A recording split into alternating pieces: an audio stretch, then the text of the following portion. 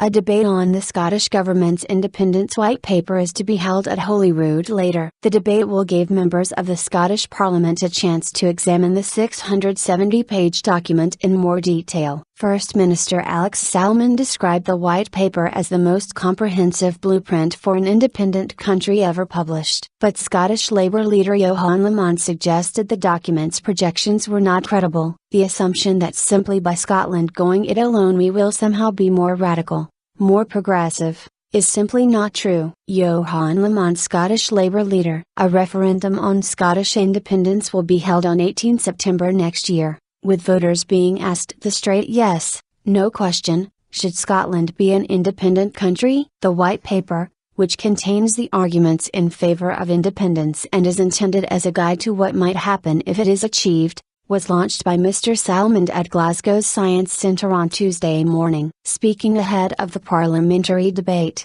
Mr Lamont questioned whether independence would bring the benefits claimed by the Scottish Government. Interviewed on the BBC's Good Morning Scotland programme, she said, "The assumption that simply by Scotland going it alone we will somehow be more radical, more progressive, is simply not true. We will still have to deal with the arithmetic of politics, which is you have to fund things. What we seem to be getting from the Scottish Government now is that we will cut taxes and at the same time we'll improve services. That's not credible." The white paper is titled Scotland's Future, Your Guide to an Independent Scotland, and states that Scotland would become independent on March 24, 2016 if there is a yes vote in the referendum. "What we have to focus on is ensuring that once Scotland votes for independence we put all of our focus on resolving the issues that need to be resolved as quickly and as efficiently as we can." John Swinney, Finance Secretary. Scotland's Finance Secretary John Swinney, who also spoke to the Good Morning Scotland programme,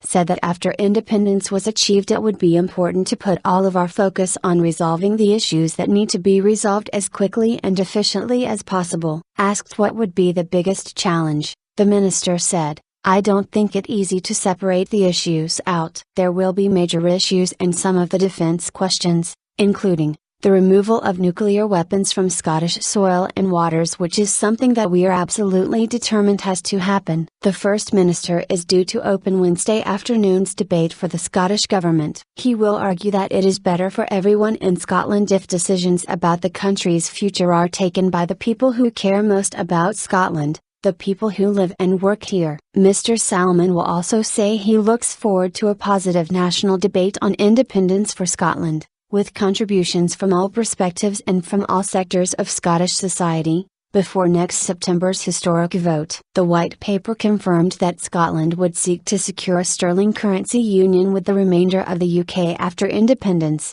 and asserted that the country would negotiate for a smooth transition to EU and NATO membership. Childcare. The document also makes a series of pledges to be fulfilled if the SNP forms the first government in a newly independent Scotland. These included 30 hours of childcare per week in term time for all 3 and 4-year-olds, as well as vulnerable 2-year-olds. Trident nuclear weapons, currently based on the Clyde, removed within the first Parliament. Housing benefit reforms, described by critics as the bedroom tax, to be abolished, and a halt to the rollout of universal credit. It would be in Scotland's interest to keep the pound, while the Bank of England would continue as lender of last resort. BBC Scotland replaced at the start of 2017 with a new Scottish broadcasting service, continuing a formal relationship with the rest of the BBC. Basic rate tax allowances and tax credits to rise at least in line with inflation. A safe, triple-locked pension system. Minimum wage to rise alongside the cost of living. Speaking at the document's launch,